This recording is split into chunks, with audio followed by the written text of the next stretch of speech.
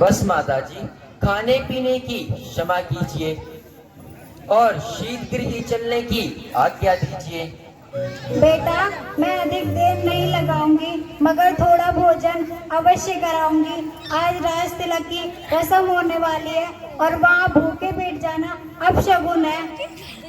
माताजी, राज तिलक के लिए जो वचन मुंह से निकलने थे वो तो कब का निकल गया। बेटा, ये कैसे वचन मुख से निकाल रहे हो? मुझे व्यर्थी चिंता में डाल रहे हो। हे माता, मुझे पिताजी ने अयोध्या के स्थान पर वन का राज दे दिया। हाय विधाता, क्या ये क्या हो गया? क्या इसी दिन के लिए मुझे बेटा दिया था?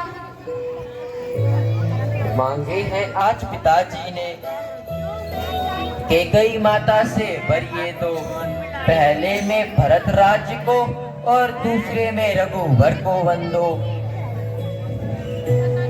माताजी पिताजी की आज्ञा सिर माथे स्वीकार है, इसलिए वर बन जाने में इसलिए मेरा बन जाना आवश्यक है। हे विधाता,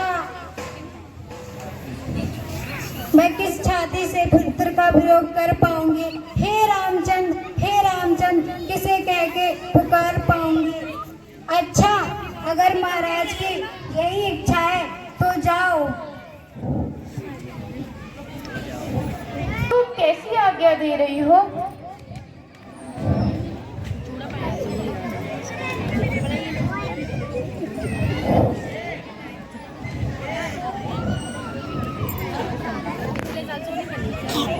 क्या बताऊं, कैसे बताऊं? मुझ में इतनी शक्ति कहाँ जो ये समाचार तुम्हें सुनाऊं। तो स्वामी, आप ही मेरी उलझन को मिटाइए। प्रिय, बात तो साधारण सी है। किसी समय माता कैकेयी ने पिताजी से तो वर मांगे थे। आज उन्होंने भरत को राज्य सिंहासन और मेरे लिए वनों का राज दिया है। पिताजी की आज्ञा से मुझको वन जाना जरूरी है। जुबान से जो निकल गया उसका भी निभाना जरूरी है। निसंदेह जुबान से कहा उसका निभाना भी जरूरी है, परंतु साथ में दासी का जाना भी जरूरी है।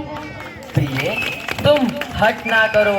मेरे साथ वन जाकर तुम क्यों दुख भोगती हो? राम बिन सीता अवध में, राम हो वनवास में, यही होगा एक कलंक रघुवंश के इतिहास में। प्रिय, मैं 14 वर्षों बाद लौट आऊंगा। यदि आपको ये विश्वास है कि 14 वर्ष पश्चात आप मुझे जीवित पाएंगे तो अवश्य चले जाइए।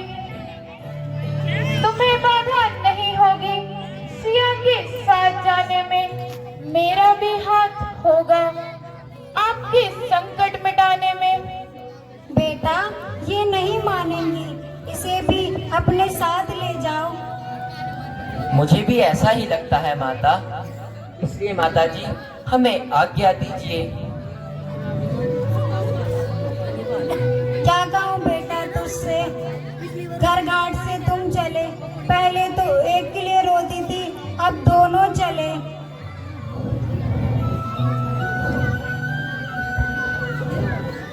तालियां बजती रहनी चाहिए इस अनूठे दृश्य के लिए। बहुत ही प्यारी लीला दिखा रहे हैं सभी कलाकार आपको। माता, माता, अब तक बहुत खून जिगर पिया, परंतु माता जी की यह अवस्था देखकर मेरा कलेजा थर थर कांप गया। पिताजी की दशा उधर अत्यंत गंभीर है। इधर माता, अपने उठो, उठो माता, उठो। आगे लक्ष्मण आपका चलना निसार है। उठो, उठो माता, उठो। लक्ष्मण, जरा होश में आओ। भला इस कायरता का भला क्या अर्थ है? बेटा, मैं ठीक हूँ, बस यूं ही चक्कर आ गए थे। अजब अंधेर है भैया, जबकि श्री राम हिंददास के असली अवतार है, तो भला धर्म तो क्या अवतार है? मुझे दुख है कि तुमको इतना दुख है। भैया भैया तारक नाश हो रहा है, जिसे देख मेरा हृदय खंड खंड हो रहा है। उधर उधर पिताजी की अवस्था अत्यंत गंभीर है, और उधर माताजी अपनी जान गंवा रही है। भाई जरा गुस्से को बाहर निकालो। माता के कई तो बहाना है, वास्तव में तो ये विधि का विधान है जो अब हमको निभाना है। बहुत अच्छा, तो मुझे अपने यहाँ नहीं रहना। भैया भैया मुझे ले चलो भैया। लक्ष्मण ये तुम इन चरणों की सेवा में मुझे आनंद तूने, यदि तुम तो सब कुछ है, नहीं तो संसार तूने। लक्ष्मण ये तुम कैसी बात करते हो? तुम यहाँ रहकर माता पिता का ध्यान रखो और प्रजा की देखभाल करो। प्रभु प्रभु मैंने पहले ही कह चुका हूँ, आपके साथ अन्याय हुआ है।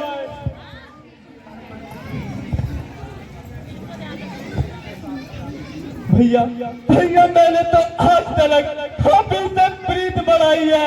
मैं नहीं जानता कौन पिता और कौन मेरा भाई है।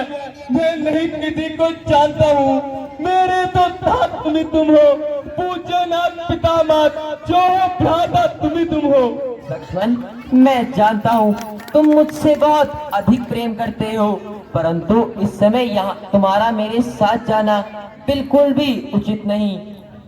कसम खाई है मैंने, बस तुम्हारे साथ जाने की, हटा सकती नहीं ताकत मुझे दुनिया और जमाने की। मुबारक हो भारत को सिंहासन, या तो धुन लगी है अपनी दुनिया बचाने की। बस ज्यादा बात नहीं अच्छी, जो तू वजन है लक्ष्मण के, या बाल कमल है लक्ष्मण के, या प्राण कमल है लक्ष्मण के, या प्राण कमल है लक्ष्मण के। तालियां बजती रहनी चाहिए इस अनूठे दृश्य में। शांत, अगर तुम्हारी यही इच्छा है तो चलो माताओं से आज्ञा ले लो।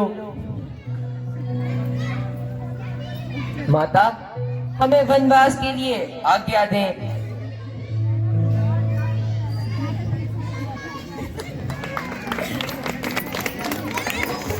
बोल सियापति रामचंद्र महाराज की। बहुत ही प्यारा दृश्य आप सभी के समक्ष सभी कलाकारों द्वारा प्रस्तुत किया। जल्द से जल्द सभी भक्तों को अगला दृश्य दिखाया जाए। बोल सियापति रामचंद्र महाराज की।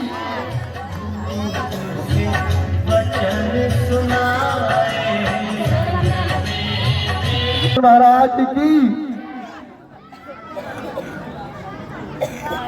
लीजिए आप सभी के समक्ष लीला का अगला दृश्य इस पावन मंच पर।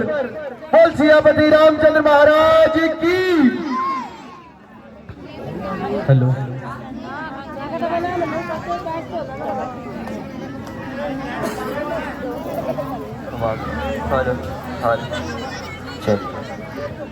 हेलो हेलो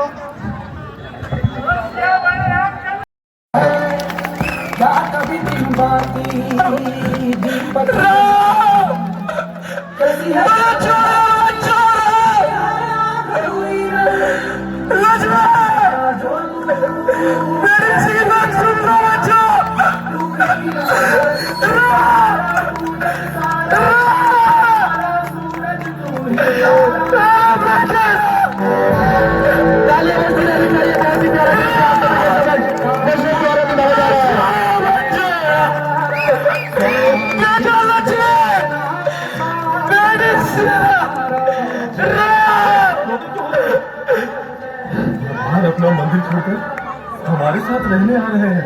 उत्सव की तैयारी करो।